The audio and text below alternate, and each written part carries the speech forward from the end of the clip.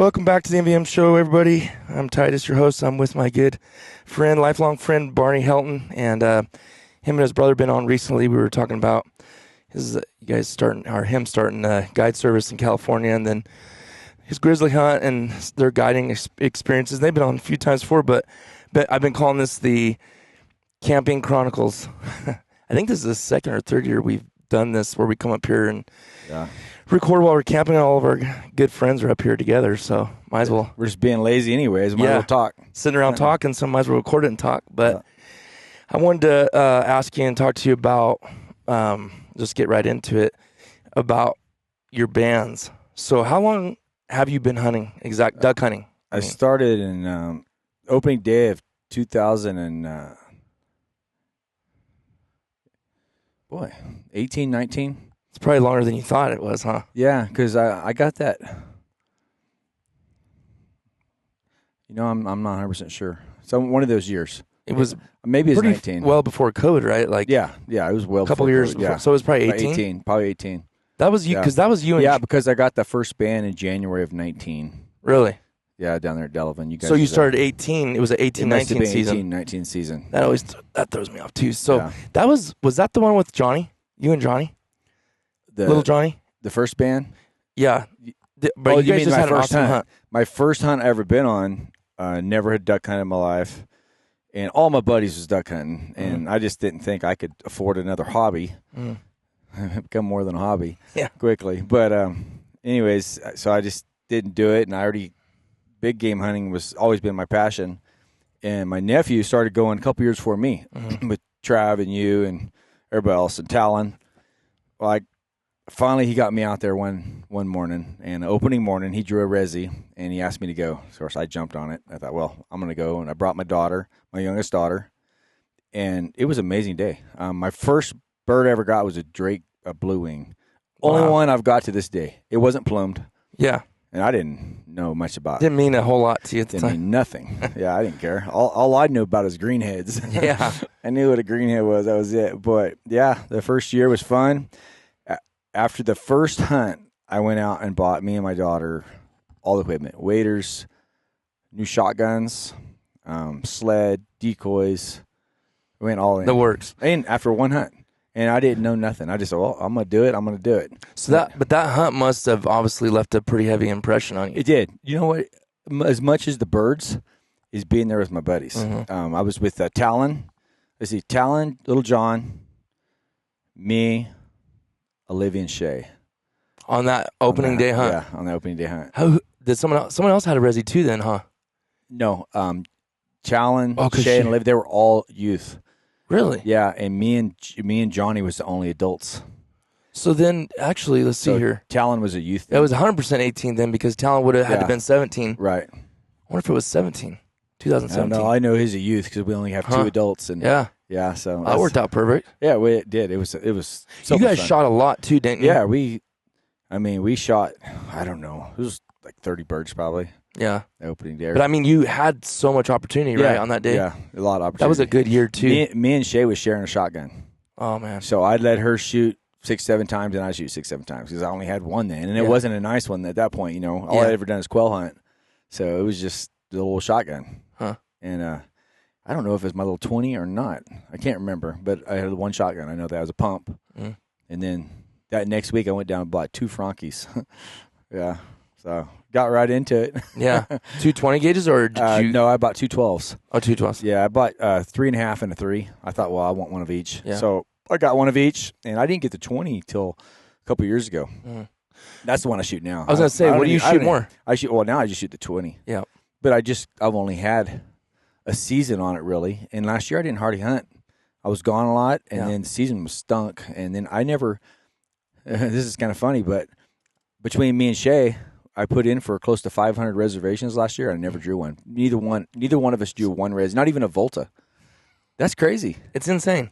And I've drawn. You didn't draw one? Not one. Not even a Volta. With 500? It was around 500. 450 to 500 right in there. I counted them once. That's and unbelievable. I forgot what it was exactly. But it was right close to 500. Now, that being said, didn't in the we put prior it for the years, whole state. Oh, I've drawn a lot. You've drawn a lot. So I bet you that last year was a rough one. You're like, what in the world's going on? At least it was on a star year. Yeah, I know. So this year maybe make up for it. The most I've drawn in a year between me and Shay is like 15, 17, somewhere in there. But you're putting in a lot, though. I put in everywhere. See, and that's I what put in from Kern to all Sac Valley, all the Sac, everywhere in Sac. I do, Calusa. And do you do Calusa, like Sutter. Wednesdays, Saturdays, or I only do Wednesdays for like Little Dry Creek, Delavan, and Merced because I work. But I figure if I draw one of those, a good one, I'm going. I'll take the day off. Yeah. But Saturdays I put in everywhere, and I don't really put in Sundays because I go to church. So Sundays I don't. The only time I put in Sundays is like end of season, the last Sunday, and maybe the first Sunday, but that'd be it for me. Yeah. Yeah. So I don't put in the rest of the time, but so I put in a lot. But when you figure every place, I mean, I put grasslands, every one of them I put in for. Right. And Kern down south, and then all of them up, Calusa, Sutter, Delavan, a little dry. Just all those Sac Valley. Yeah, all of them. YOLO. And that seeing the odds on that is kind of makes you not want to put in. Well, but how's you going to get drunk? It's the only way. In all the years I've been, how many years it's been since 2018, I've done that through heavily put in for reservations. I've drawn one Delavan. Shay's never drew one. One Delavan all these years? All these years I've drawn one. I drew one sack. Shay's actually drawn 2 sacks since this time. I drew one Little Dry Creek. Shay's never drawn a regular season. She drew the youth hunt in the season, a Little Dry Creek once. And then I have drawn one Calusa and one YOLO. And I've never drawn a Sutter. Me or Shay, neither one's never drawn a Sutter. I've went several times on my dad and stuff, different ones, but I've never drawn one. Yeah. So you figure how much money you put in for them and how little you get in return, but it's still worth it. Well, explain to everybody how you said that about, how do you word that? Just about basically, once you do get drawn, you just look at it as paying that much for that hunt. Yeah. Like a guided hunt. Not a guided hunt. Yeah, but it kind of is. I mean, if I was to take me and Shay out on a day hunt, we'd be under somebody else's thumb. When you're on a guided hunt, you're kind of under a thumb a little bit. And more than likely, I'm with people I don't know. And everything's done through them. And sure, I might have a crazy good day, but we did the sea duck hunt that time. And, it was, what is it, $200-something? Yeah, $250, I think, or something. Yeah, and that wasn't a bad deal, really. No. I didn't think. It was worth it. Yeah, it was something the experience. Different. Yeah. But that's what they're going to be. So I'd be looking at $500 for me and Shay to go. Well, I put in for most of our resis for the year. I think what resis are $1.37? 34 or 37, yeah. So if I put in for $500 a year, I'm looking at $650 or whatever that is, $600. Well, that $600 sounds like a lot at once, but I just put it on a credit card and just do it.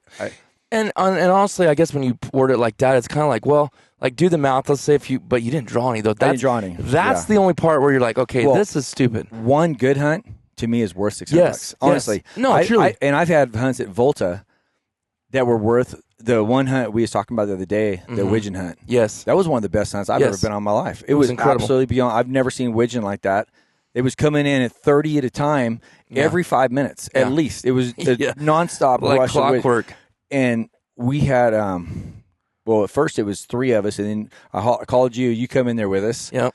And then 2 more of our buddies come in after it was you and Jack, right? Me and Jack and Shane went in there. I drew a resi, and I brought Jack and Shane with me. Okay. And we went in there. And how did I end up? So you called me. You was working that morning, or you wasn't there. Yeah. And you called me and says, what's it like out there? Because it was a south wind, heavy rain. And normally south wind's not great. Right. And I said, you got to get here now. Yeah. And you rushed out and you got into the pond early. I don't know how you got there so early, but it wasn't. It wasn't. It might have been on a nights. Yeah, it wasn't an hour and a half after shoot light that you was already there. I must have been on nights then. I think because you got right there quick. Yep. We told you where I felt like I hunted in the morning, but then I was like, I know I didn't get there It was early in the dark with you. Yeah, it wasn't in the dark, but it was shortly after. I think because I got off at 6:30, so I think I came straight from work. Yeah, that had to have been what happened. Yeah, that day was awesome because they were coming right in Shane's face. Unreal, more than us even. I think. And that day, because it's hard to identify well in the morning, and I had a bunch come in right in my face, and I shot a stinking hinge shoveler. It started off. I was so mad. And I thought, well, there goes my bag for the day. But then I ended up getting 5 Drake widgeons in a row because I could identify them when it got a little lighter. Yep. And my last bird was a Drake pintail. Oh my goodness! Can you imagine that bag? Yeah, I could have had 6 Drake widgeon, really easy, and Drake pintail. But the thing is, you don't know at the beginning of a hunt what that day's going to be like. So, but 2 of the birds, never in a million years would I have found without Rocky. When you showed up that one widgeon, yes, and same thing wasn't with that a pintail too? Pintail too. The last bird, the pintail. Because remember, the wind was blowing 100. Yeah. And I'd hit him, but he sailed all the way over to dry land. Mm-hmm. Well, I thought, he's dead right there. Well, when I was walking over there, you said, bring Rocky with you. I went over there right where I see him land. He's nowhere. Rocky started, doing his circles. That bird on dry land must have went 60 yards. It was nuts. I could not believe it. And he come back with him. Well, never would have looked that far. I thought he was dead. Yeah. He looked like he died when he hit the ground. I think that was when you noticed the power of a dog. It clicked in your head. That was the first time I ever seen a real dog work like that. Yeah. It was amazing. And the same thing with that widgeon, though. Remember? I was impressed. I was giving up on that one. Yeah, I remember you did. You kept thinking. So I remember he went north, bird. And he went right in the thick. How did he? He was going to get... No, I guess that would have been with the wind because the wind was to the south. Yeah. So he carried with wind, went in the water, and then went in that patch. Yeah, and the waves were so much. Yep. When the bird hit the water, you couldn't see him. Yeah. Remember, you lost visibility because the waves even on that pond was this much, and this white cap kind of. So it got in that thick tule patch, and I mean, we could have had 100 guys look for a year and not found that bird. No, impossible. That would never have found that one. That was the best retrieve I've ever seen. I ain't gonna lie, that was one of his top 3, and it's cool that it was with you because someone else seen it. Yeah, it was. I remember you was ready to go. He said, I don't think he's gonna find it. And what it was weird too, those tules were so laid over and like on top of each other. I don't know how he got through there. He barely could wedge in there. Yeah, it was amazing. And he just wedged his way in. His tail disappeared. Yeah, and I'm like, let's go. I go, come on, Rocky. He comes out with that wedge. I think you said he's got it. Yeah, I don't remember that, but I do remember coming out with the deal, and the feeling it was way more than just getting a widgeon. Yeah, I seen something special. Yeah, yeah. That's the thing with the dog. I never realized that before I had one. How much more that adds to the hunt. It does. I don't have a dog, and whenever I've hunted with you, it's like it's exciting because what's amazing about Rocky too. I've stood right next to him in the tules. You don't know he's there. He doesn't make a peep. He never whines. He just sits there until you say Rocky. He's like he's not even a part of it. He's just sitting there waiting his time. And then I've been with other dogs that you knew was there the whole time. Yeah. So yeah, that was good. That was awesome. I was pretty proud of him on that one. That was a good one. One of the other better ones he's made too was with that cinnamon teal with Colton, me and Colton. What's cool is that these all were documented and on video. Yeah, on video. That's what adds. Yeah. It's so nice because you can go back and refer to those hunts. Yeah. But let's start with, so let's say you've been hunting since 2018, so it's been 6 years, and that's a pretty decent amount of time. I feel like now, you've had a lot of experience, you've learned tons of stuff. Well, I asked the question the other day. I don't know if you was up there. I asked it. Travis, I know Travis and Jake was there. I said, "Are you really truly a duck hunter? If you can't blow a hen mount, I cannot do it. I can do all the whistles, I can do widgeon, teal, pintail. I feel like I'm fine with all that. Yeah, but I cannot get the hang of a hen mallard with a flip. And maybe too, when you're around you guys, you hear really good calling because I've heard videos on YouTube that calling. I'm thinking I can do that. Yeah, and they're killing ducks, with that call. Yeah, but compared to you guys, like I hunt with Jack a lot. Jack's a good little caller. Yes, and he just laughs at me, and it's best for me to just keep my mind put away because I'll scare everything. Yeah. So, but I do love duck hunting. I absolutely love it. I mean, what's your favorite part about duck hunting? Being with buddies. Buddies, yeah. Yeah, that's my favorite part. And be able to just, and I'm sorry, I'm putting notes in here as we're going, but I love solo hunts too, though. Yes. I've been on some incredible solo hunts. What I noticed with solo hunts, I'm much more deadly because of my focus. Yep. My focus is on point. I'm doing that. I'm like, nothing backdoors you because you're not yakking or something. And I'm really bad. If I got one person with me, you're going to be some talking going on. Yeah. I'm not like Trav. Like Travis he's intense when he's out there. And I'm not an intense duck hunter. I'm a kickback. I think my big game hunting, I would say you'd think if he was with me, I'd think, well, he's a little more intense, but not. Duck hunting is just fun. So do you not talk as much like when you're up there glassing? Is it pretty quiet? If I'm by my hunter and we're glassing, sometimes I'm glassing over a mile away. Yeah, we'll sit there and chit chat. Yes. Yeah. But when I get on a stock, it's game on, and there's no chit chatting. There's only one focus, and because a stock on some of these animals I see, they're literally a mile and a half away. And it is an all-day excursion because we're up from one spot I'm thinking of where I'm sitting. I'll drop 1,000 feet, and then I'll climb 2,000 feet up on the opposing mountain. And when you put that much effort in, and it's real. Yeah. And I've failed many a time doing that. It's just kind of disheartening, but it's a big game. Like if you miss a duck, I've missed way more than my share. And it's just like you laugh about it. Right. You don't laugh about missing an opportunity on an all-day stalk on a mule deer or an elk. You've spent 10 days in the woods laughing. There's no laughing going on in There's crying. Yeah, so it's a little more crazy. Yeah, that's true. Yeah. Okay, so with your experience, 6 years of duck hunting, I'm sure there's plenty out there listening to this, like, I've shot more than that, whatever. But to me, I didn't shoot a band till, man, it had to have been at least, I'm trying to think how old I was when that first one, which there was 3 other guys, so everybody's claiming it. But that was the first time I was a part of one. I bet you I was at least 20s, early 20s, mid 20s. So I think I duck hunted around 8 or 10 years before I shot one. So let's go over each band. Yeah. And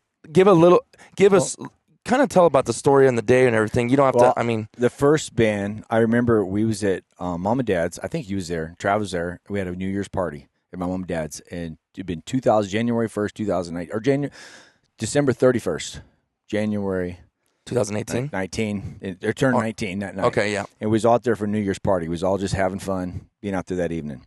And I remember plain as day sitting with Trav, because it was my first year duck hunting.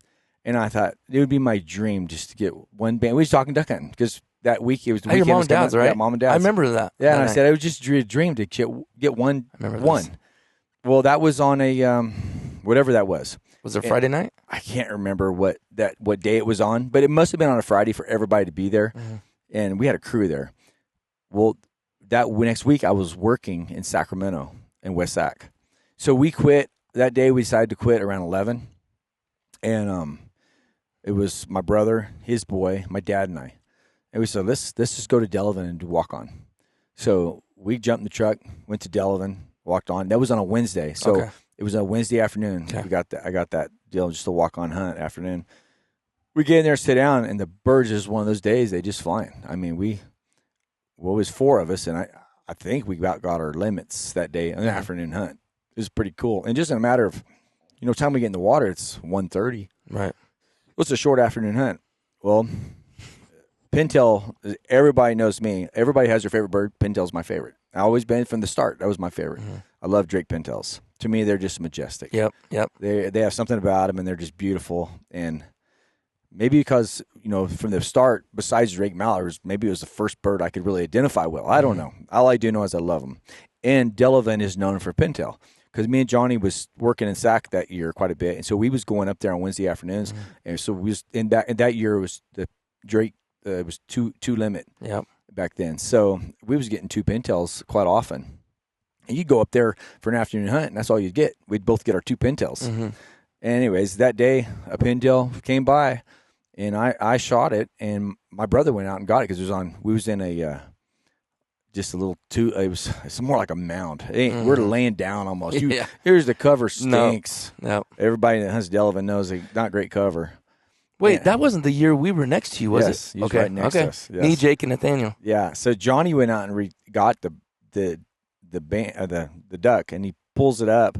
He goes, I can remember playing. It's a band. I remember hearing him. And of course, that's the farthest thing. I didn't think it would be possible. I mean, because I just talked like Talon's killed so many birds, it's unreal. Right. And never got one. Right. And I just thought, well, I'll never get one. Yeah. And just obviously bands are the luckiest thing there is. There's no skill involved. No, I like to tell these young guys that I just watch for legs that hang low, but it's not really true. Yeah. Yeah. So, anyways, I was beyond ecstatic, and it was so cool because that bird, it was January 3rd or whatever it was of 2019. It was banded in 2007 and hatched in 06 or earlier, is what it said on the band report. So it was an old bird. In 2006, huh? It was an older bird. It was an old bird. It's my oldest bird that I know I got. 13's pretty. Yeah, and it was a humongous. It's a huge. Big old Drake, huh? Yeah, huge. I mean, huge. Travis mounted it for me. It's in my house. Oh, yeah. It's absolutely stunning bird. Just beautiful. But just a monster old bird.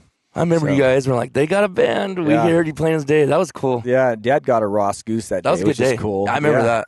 Yeah, and I've never shot a Ross goose. Yeah. I've only shot a couple geese because we don't really geese hunt at all. At these places we hunt, you're lucky to see a goose. Mm-hmm. But, yeah, that was the first one. And then you really thought you were never going to shoot it. You're like, well, that's it. That's one and done. Yeah, so let's see. The very trying to think now. I think it was the next year, me and Morg and Nathaniel was hunting Kesterson. Mm-hmm. And it was a dead day. And we was hunting out there and by ourselves. Not a bird even come close to us. We didn't even shoot. We just sat there and talked. And Morg was asleep, of course. Of course. Yeah. And finally about noon we rolled up. It was an all-day hunt. We knew we was going to be out there all day. Jake ended up meeting us, and we went out to Mud Slough where the kids can hunt. Mm-hmm. And I went in with Nathaniel, and Jake took Morg, and we was in ponds right next to each other, so we could see what was each happening. Again, that afternoon, nothing was flying right then. And I don't typically shoot these birds because, they're just, to me, I just don't want them. They're ugly. Mm-hmm. I don't want to eat them, obviously. But this bird came by me, and I was halfway, I guess just a little bit aggravated and not patient, and I shot it, and I went out there and picked it up. It was a banded hen spoonie. I mean, like the craziest a band and they're obviously never going to get another band like that. Not too many hen spoonies that are banded. Right. And so that was pretty cool. And that day after I shot that, they picked up. We ended up getting quite a few birds right towards dark. Yeah, it was pretty fun. That day? That day, yeah. So it picked up. Yeah, it picked up. Did you pick up that band or did? I did. You did? Yeah, when I picked it up. Was Morgan still asleep or you were with Nathaniel? I was Nathaniel? with Nathaniel. Okay, I just turned around and says, you ain't going to believe this. I actually put it on Marco Polo right then. I remember that. Yeah. I said, you're not going to believe this. And of the bands I've gotten, the first one, I was ecstatic. Yeah. Everyone since then, I was like, whatever. Because I was just shocked, I give it. But the first one was definitely the exciting one. And then the third one was, let me think here. The third one was at Little Dry Creek. And that would have been in 2020 again. And I had drawn a really good deer tag that year, an M3 muzzleloader hunt. And this is crazy. All at one time this all happened, And it was starting on a Saturday. Well, I had drawn a number 2 resi for Little Dry Creek, which my only Little Dry Creek ever drawn. I happened to get a number 2. Mm-hmm. And that was crazy. That was for the Wednesday before my deer hunt started. Remember that muzzleloader hunt? Yep. A really good one I drew? I think you guys came by over there. Yeah, we did. We were coming back from up north and met you guys at the gas station or something. So, anyways, we went to Little Dry Creek, and it was me and Dad and Johnny going to go on the deer hunt. So Dad and Johnny went with me on the Little Dry Creek hunt. And Johnny had walked out to get some shells or something, I believe. He wasn't there, and my dad was asleep. And where Dad went to sleep, and where he went to sleep, I couldn't see his side. And there was a drake and a hen and mallards, and they must have swam within 10, 15 feet of him. Really? He didn't know. And all of a sudden, I heard a flutter, and they came up on his side, a pair, and I picked out the drake and shot it, and it was banded. Drake mallard. Drake mallard. That was at Little Dry Creek, huh? Little Dry Creek, yeah. Wow. Yeah. So it was close to you when it jumped up. Oh, yeah, it was 10 yards maybe. That's funny that sometimes when you're not calling, when you're not moving, when you're just quiet. I didn't even know a bird was there. They'll do that. They'll land right in. They landed over there somewhere and swam right to us, but I couldn't see them from my side where I was at because it was in a pit blind. What was the weather like that day? Do you remember? I think it was just clear. Just clear and calm? Clear, calm. Yeah, no wind. It was I've been to Little Dry Creek 3 times. One on a youth hunt and 2 on regular hunts. And it was the deadest day I've had there by far. Mm-hmm. But still, yet we got our birds. Little Dry Creek, if you get one of the top 5 or 6 blinds, you're going to have good days pretty much every time. Yeah. It's pretty amazing place. And it's probably one of the prettiest places too. It's beautiful when you walk out there. Yeah. Yeah. So that would have been in 2020. I would have been in. That would have been actually in late November. So it's when the dead time of the season is. Yep. Slow November. Yeah. So that was your third band. That was the third one. And then the fourth one was I've drawn one opening day resi since I started, and it was a Kesserson. Mm-hmm. And me and Dad, because 3-man blinds, so I got a 3-man blind. And we got one of the last, because I took Dad and Shay. So, and I didn't have a high resi. And by the time I got to pick, there was only like 2 3-man blinds left, and I was starting to get worried that, oh boy, what are we going to do? Mm-hmm. And Dad already said it was if we don't have a 3-man blind, because he brought his own truck, but it worked out great, and we had a killer day that day. I think we about got our limits because the opening day, you know how it is. Oh yeah. Well, no pintails came by us. It was mostly spoonies and green wings, and we slaughtered on them. But this one's pintail came in. And I shot it, and never even thought anything about it because they're not plumed. They don't have no pin because opening day. And I went and picked it up, and again I could not believe it. You pick it up and thinking band, yeah. And that was pretty cool though because Shay got to be with me. Yeah, and it's so cool too because right while I was out retrieving it, my phone rang and Shay answered. It was one of the young guys in our church, and he's talking to Shay.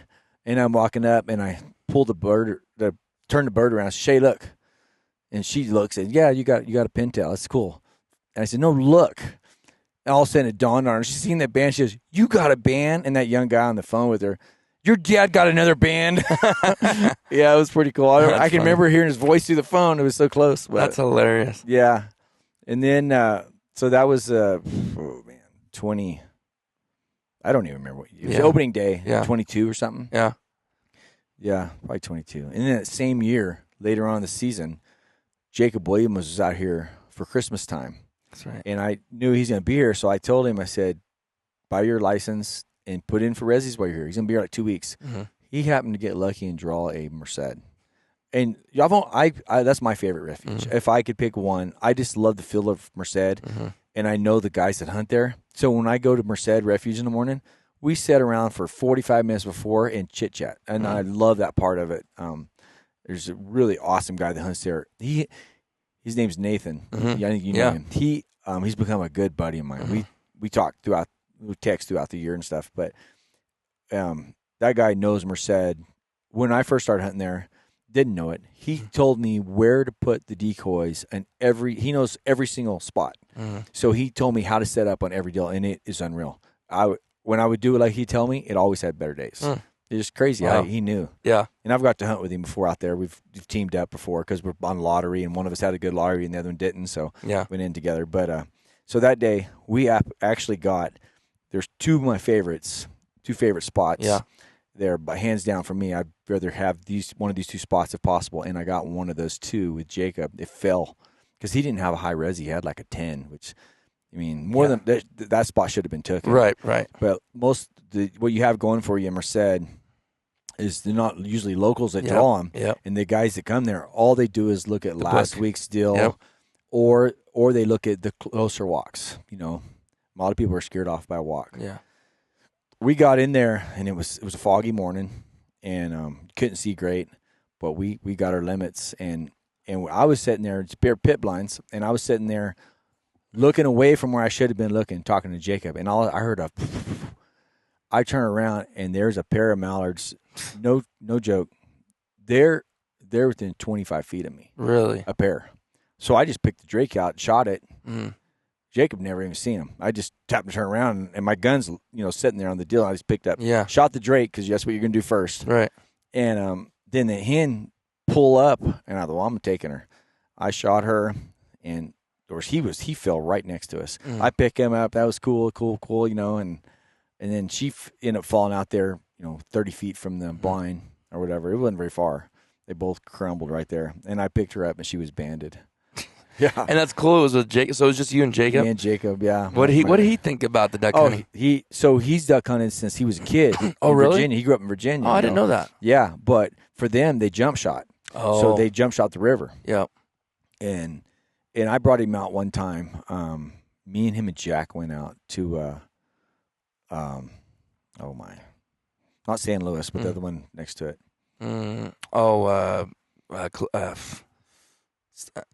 Yeah, you know, I'm drawing. I know which one you're talking about. I don't know why my brain's not letting me. So back in that spot we go to the Mallard Hole. Mm-hmm. So I drew a decent resi. A few years ago. Yeah. And I've never in my life seen, like, 5 minutes after shoot light was over, literally we seen 1,000 mallards and pintails. It was like nothing you ever seen. Yeah. And I remember he was mesmerized. He says, this is more than I've seen in my whole life put together. Wow. And he's duck hunted since a kid. He had never duck hunted like we have, but he loves it. He's just guaranteed he probably thought there was no ducks in California like everyone else does. Yeah. They just don't think of California being a duck hunting place, even though it's like one of the top, right? Yeah, I don't know how you beat it. Yeah. I know a lot of guys like, you duck hunt. I wonder if that's what really made the channel go off, because people were so shocked. I remember comments all the time, I didn't know there was duck hunting in California. Yeah. So I guess I could see where they think that. They think of surfing and whatever they think of. Well, but that's my 5. And then I've come close on a couple other, real close on one. My brother got a Drake greenwing teal. It was in Kesterson. Mm-hmm. Just me and him went out one day, and back in that far spot, we like to go. And anyways, Drake greenwing come by me, and I could be the worst shot in the pond at times. Mm-hmm. I missed it 3 times. It flew to my brother's side, and he dropped it, and it's banded. So there goes number 6. Yeah, there goes number 6. And then... Yes, tell a story about you, the Cheyenne. Yeah, so me and Cheyenne, she drew a Los Banos, and she could only hunt. She had to be out of there by 9 o'clock. Mm-hmm. Well, that only leaves an hour and a half. Right. It don't leave very long hunt. And she had drew a resi, and Johnny asked me, can you take her? I said, yeah, I'll take her. I'd love to. So we went back in there and got set up, and we shot a few birds, and she couldn't hit nothing that morning. Mm-hmm. I mean, boom, boom, nothing. We're sitting there, and this Drake mallard comes in, and she made an awesome shot and drops it. Of course, we just thought she got a Drake mallard. Mm-hmm. And we're walking across the pond, because when she shot that, it was like, I remember us sitting there, and it was like 2 minutes before we had to be rolled up and getting out of there. We walking across the pond, and that thing flopped over on its back, and his leg was sticking there, and you could see the band. And I'm like 30 feet from it. I go, Cheyenne, that thing's banded. And that was one of the most exciting things I've ever been a part of. I bet. Yeah, she went berserk. It was so cool. This girl gets to hunt literally a couple times a year, because she was going to she's a full-time nurse. So she works. Now. Yeah, and she was in school all the time. She pushed herself so hard to get through that. And she gets to go out there twice a year, and she gets the Drake. You guys were going crazy. Oh, it's nuts. And I remember, and that's just as much or more fun than you getting your own. It was way more. Yeah. Seeing Cheyenne get hers was the funnest one I've been a part. That one and my first one was pretty cool too. Yeah. But that was the 2 funnest ones by far for me. It was pretty neat. So I got to be on. You Marcoed that, I think, too, huh? I Marcoed it. Yeah. I said, you guys won't believe what Cheyenne did. I remember that, Marco. Yeah. That's one thing I don't use Marco much outside of duck season, but when we do, all. Yeah. it sure is makes it fun. Yeah. I'm on a few Marco deals, like the one we have, the barbecue stuff. And I love watching that. We have weightlifting when everybody gets on. I'll pay attention to that a little bit. But the one that I really like is Doug Slayer's, our Doug Slayer one. That one's fun, because I get to see what all my buddies do every Saturday, and I love it. Yeah. Yeah. I love seeing other people be happy. Yeah. And it motivates you to get out there, too. Yeah, especially these young guys. We have a lot of young guys in our church that are just incredible young men. Mm-hmm. And, man, talk about keeping yourself out of trouble. Yeah. I grew up on motorcycles and hunting, big game. Wasn't duck hunting at the time. But if you're right, out there hunting on Saturdays, you're not going to get in trouble. Yep, that's true. Yeah, and youth has to be kept busy. Yep. Like when you get my age, you don't have to be kept busy. You're content being home. Yeah, you're content to do nothing because you work so hard all the time. Yeah. But it's pretty cool though. I love it. It's amazing how I've told this before. A guy that never duck hunted. I was in my 40s before I started, and to find something in your 40s that you fall in love with so much, that's remarkable. Yeah. Most people by the time they're 40s, their life's already set in stone. Yep. Mine was just like opening another chapter. Yeah. And I love it. I absolutely enjoy doing it. Yeah. Well, thanks for coming on and Yeah. sharing those stories. Those were great. And I don't think we've ever talked about every single one of them. Yeah. So that was kind of cool to walk through. And it's funny because I feel like I was part of all those, even though I wasn't there, you know? Well, you've probably seen them all on Marco. All the Marcos, Well, the yeah. first one you was there. Yeah. Next pond over. Yeah. Hearing it. And probably every other one has been on Marco. Yeah. We are, everybody, if there's a band shot, everybody will be putting that on Marco. Our group has been very fortunate with Yeah. bands. It's nuts. Yeah. I think Jake has 5. I know. Now. Johnny has 4. Yeah. I mean, that's crazy. It is crazy. I don't know. I mean, I think I only have, I think I have 6, but again, it's funny because it's only happened in the almost same amount of time. Yeah. A lot of it has to do with where you hunt too, I believe, because I hunted for years and years. It's just no one's ever shoots much bands out there. So, and I got mine all at different refuges. That's kind of neat. Yeah. All 5 of them different refuge. Yeah, that's cool. Yeah. But thanks for coming on. Appreciate it. Thanks for everybody listening. Oh, one more thing. Tell everybody about your podcast too. Yeah, Pure Adrenaline Adventures. Go check it out. We just talk big game hunting, our experiences, our personal hunts, and our clients' hunts. Johnny and I are both guides in Alaska and Wyoming, so we talk about Alaska brown bear hunts, grizzly bear hunts, doll sheep hunts, goat hunts, and then Wyoming, it's mule deer and elk, and then. Yeah, our own personal hunts too. On top of that, and then Johnny has starting his own outfit in California, so he'll be talking about some of that stuff too in the future. Yeah. So and there'll be, like you said, it's mainly big game, but there'll be some people on there too. Oh yeah. So yeah, we'll check it out. But Pure Adrenaline Adventures, Yep. Go look that up, and they're on Instagram as well. You can see. And what I love how you do the podcast or the episode, and then you have the pictures the same day. Yeah. That show that hunt. Yeah, I went out actually Monday morning so I could do that because I knew my podcast came out. And I thought I got to get my pictures on there. Yep. Because I put pictures pertaining to that particular hunt on every podcast. Will have pictures. I like that. I love that a lot. Kind of see what's going on. Mm-hmm. So. And some of these are hard to find because some of these stories are a long time ago. We don't have a lot of quality pictures, right? But there'll be a picture on there of it. Yeah. Something. I don't know why those older pictures though are cooler to me than the new stuff. Anyways, they may not be as aesthetically pleasing and the angles, but the look, just that graininess. You've seen the pictures the last couple I put on there? Yeah. So that's from 2007. Yeah. And that was a high end camera at the time. Yeah. And they're just pictures that I've had in my closet for all these years, Yeah. And I went and put them on a table and took snapshots of them on my phone. Of a picture. Yeah, on my phone, and then put them on my Instagram. Yeah. So. All right. Well, thanks for everybody listening, and we'll see you guys on the next one.